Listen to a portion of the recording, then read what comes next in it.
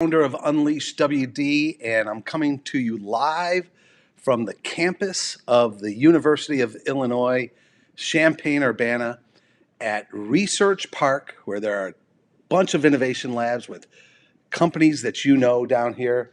And I am at the D-Next Innovation Lab that is part of the American Supply Association, ASA. Mike Adelizi, the CEO of ASA, the board of ASA, the volunteers of ASA, and all the members have made a bold decision to be the only association to have a supply association to have an innovation lab like this. Down here at Research Park, we're going to talk to the executive director of the lab and the VP of innovation for American Supply Association, Beth Ladd, to find out about what is going on down here at the innovation lab. So come on in, everybody.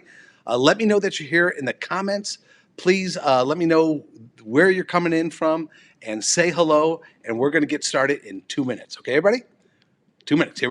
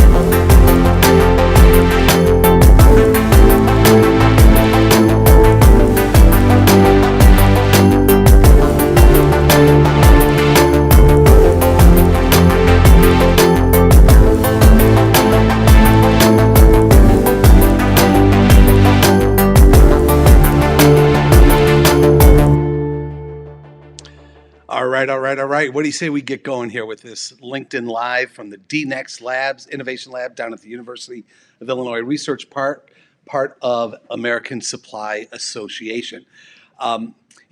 This is one of our first stops of the We Supply America tour that we kicked off last week.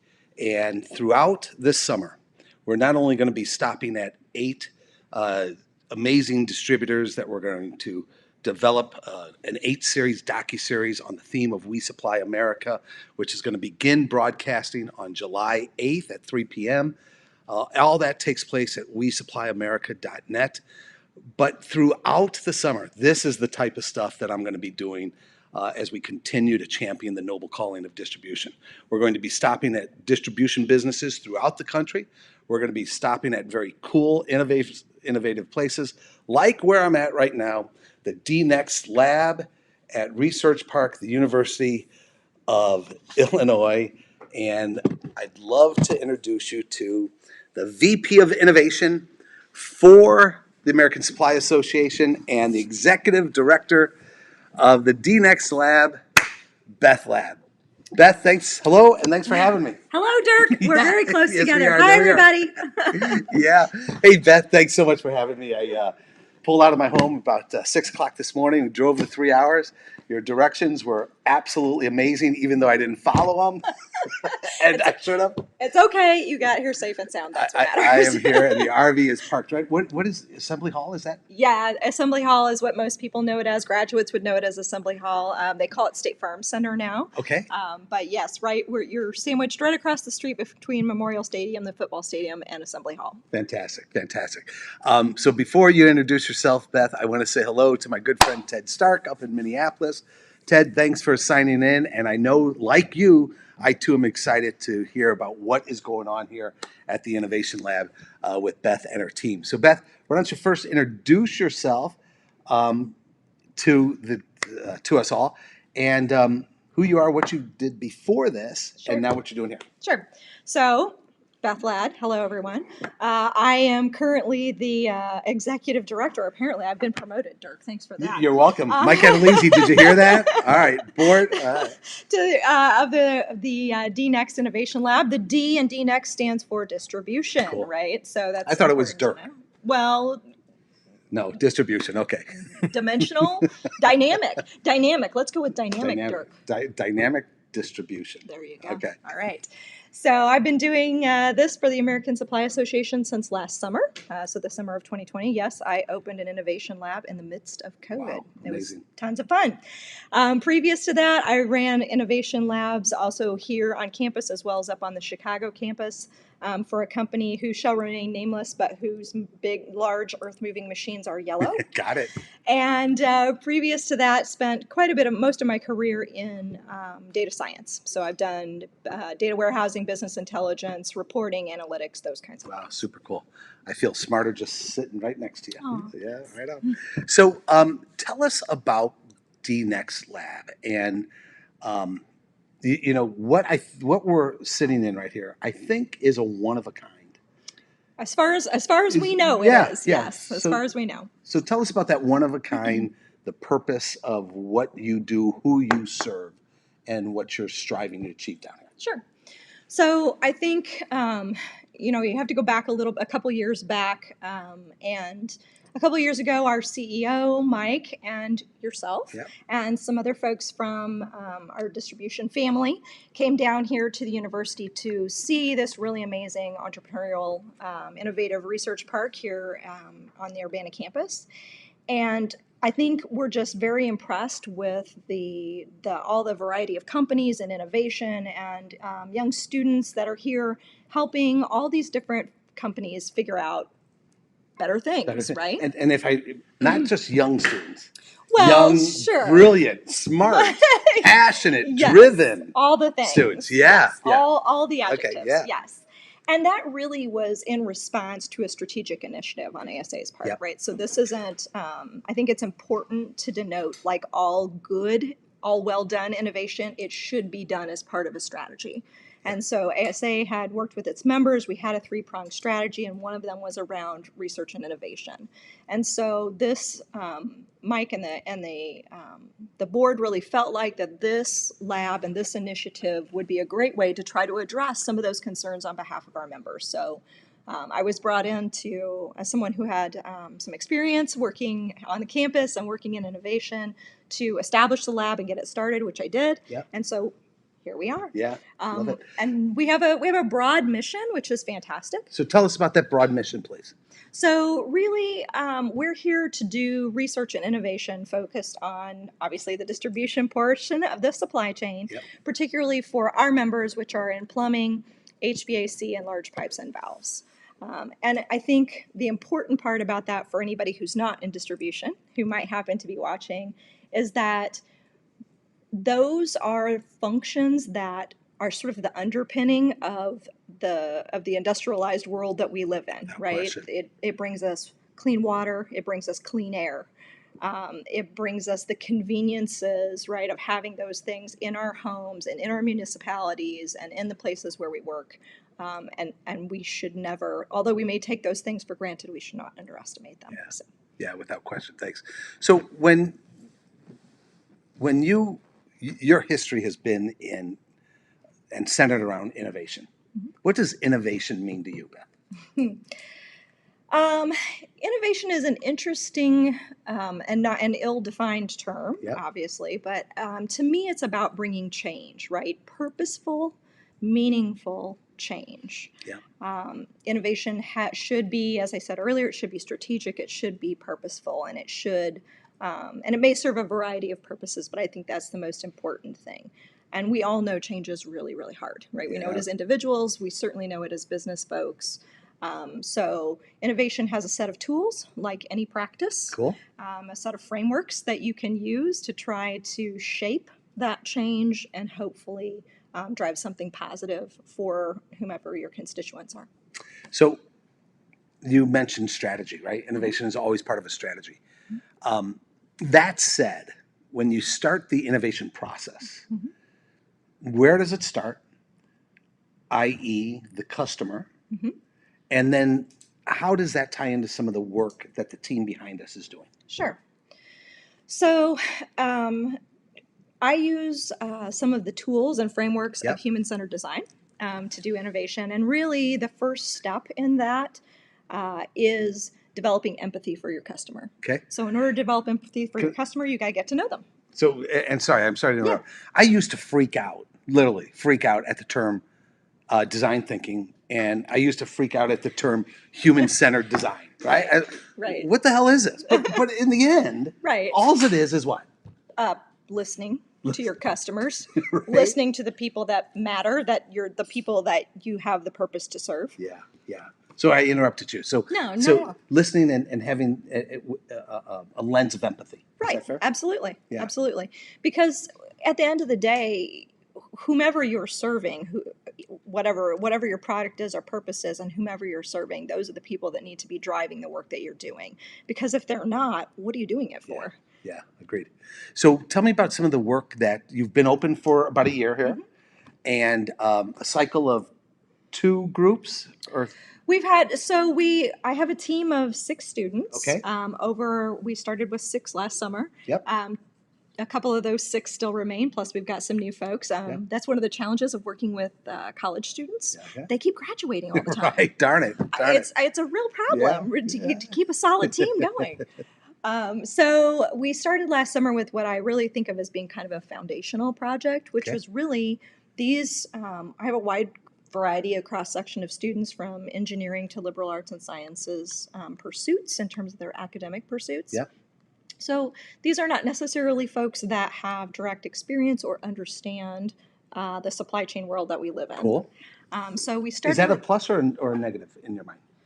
I view it as a plus. Okay, and why is that? Because you're not bringing preconceived ideas to the table. Yep. Right? You're not letting the things that you think you know get in the way of what you could hear if your ears were truly open and your eyes were truly open. Cool. So I think that it brings a perspective that I hope, right, will be not just novel, but incredibly powerful and useful to our distributor constituents. That's So I think you're saying that not only they don't have that supply chain background, right? I think you're also saying they're multi-dimensional in terms of their studies and the like. They are. Can you tell us about that and the importance of that diversity? Sure.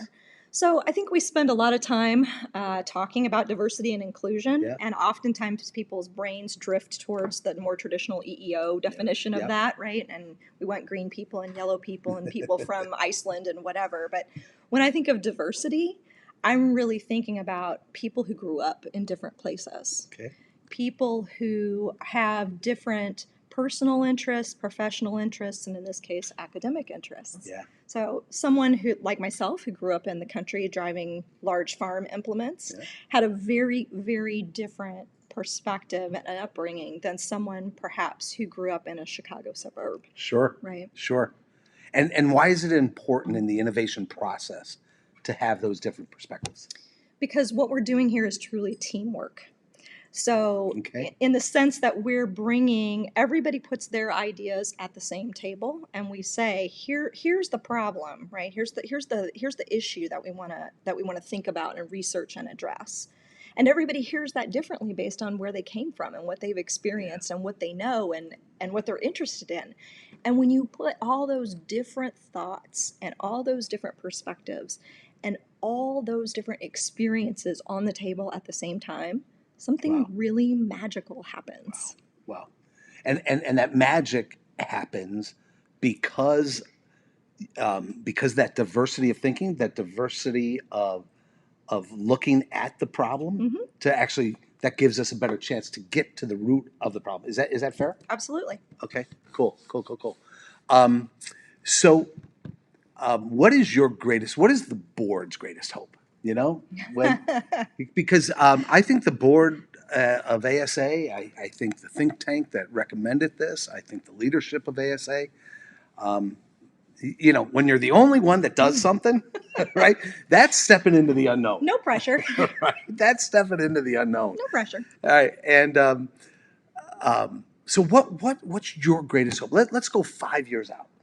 All right, what's your greatest hope that comes out of the great work and thinking from this DNext Innovation Lab? So I think for me, it's to change the way to change the way our members, our distributors think about their relationship with their customer. Cool.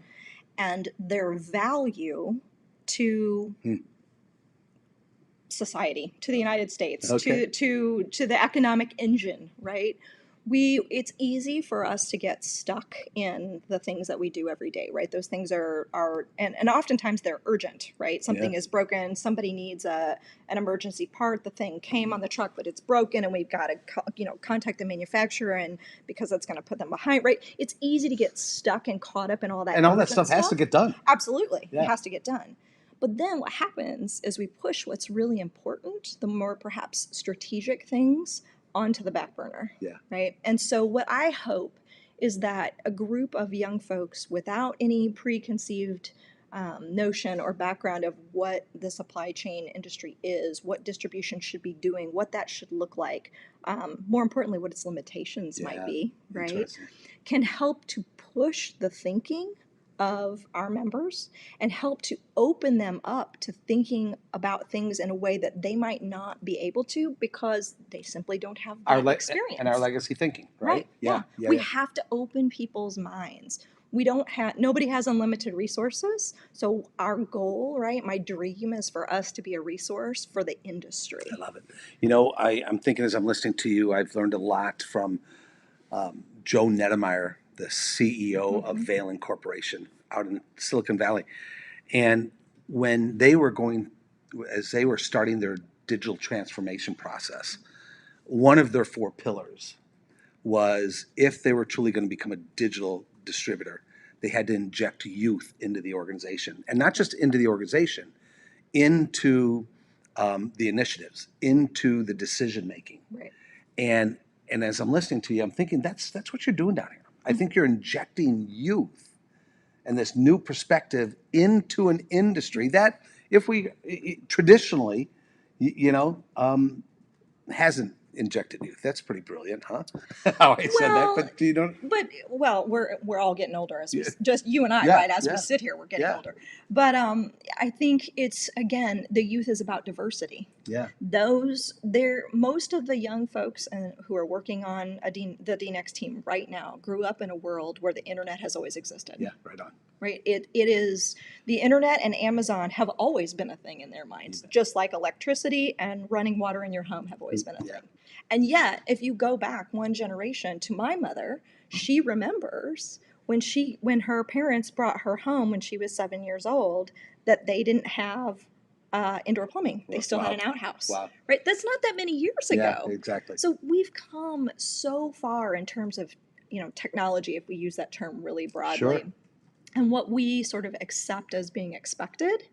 And that plays a role certainly in how she thinks about the world. It plays a different role in about what I expect, right? And it plays a whole different role in what than this generation expects. So we have to be respectful of that diversity of thought at all levels of that generation. Yeah, I love it. Thanks. And this injecting youth, the diversity of thought. The way my mind goes, I'd love your input on this, is, they do see the world differently than you and I, right? And what we have to create as leaders throughout distribution, we have to create a business, not for our world, but for the world of the people behind us. Correct. Right? Because Well, that's what the future is going to mandate. Right. And so I think what you're doing down here is just absolutely fantastic. Thank you. Yeah, yeah. Thank you. So you talked about also the bigger picture. And so maybe 90 minutes ago, with your great directions, I pulled up here in the We Supply America RV, and I took up a few parking spots with it. But Beth, I'd love for you to comment on just even the words "We Supply America," what we're going around this country finding stories around this theme of We Supply America. What does We Supply America mean to you, if you don't mind?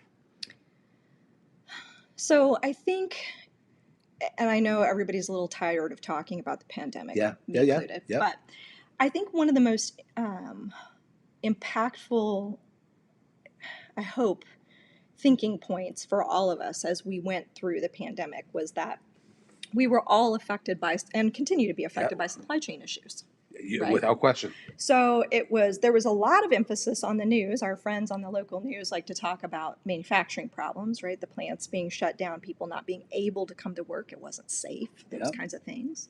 And then we all as consumers experienced some friction around things that we couldn't acquire on the opposite end of the supply chain. Well said. But the part that no one talks about is all the complexity that happens in between. You bet. Well said. Right? So it's distribution. It's how do I get the thing from the factory floor into a truck or onto a plane or into onto a boat and ship it and then get it to a warehouse and then break it down and then take it to another warehouse and then break it down and then take it to another warehouse. All that stuff has to happen in between, and those are all still essential workers. Yeah. But nobody was talking about them. So to me, what We Supply America does is you're going to all those places in the middle, those hidden places in the supply chain. And we've talked about this before, but those places and those people, that purpose is just as hidden as those products. Yeah. Right? The plumbing in your walls, the electrical wires in your walls, all of those things are hidden. And we don't notice them or really think about them or give them much care until they're broken. Yeah, well said. Why is it important that we elevate that story in your mind? Because they are us, right? They're people.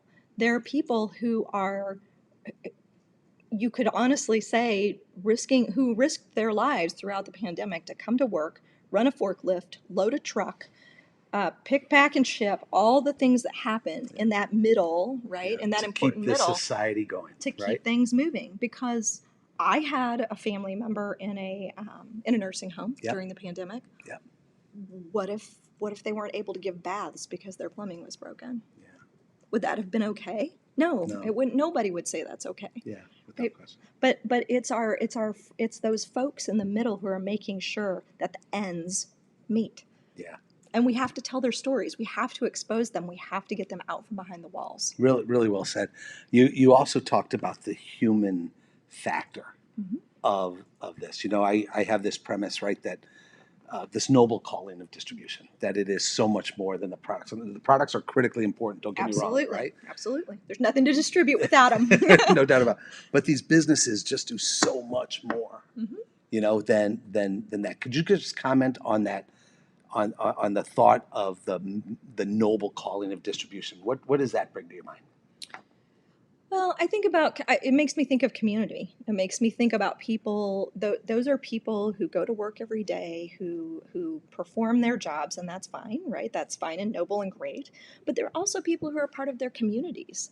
These folks, the things they're picking and packing are the things that are that are part of our communities, that are making sure that our schools have water fountains that work, and that our homes, that the nursing homes have plumbing that works. That they're real people that make this happen, and that is.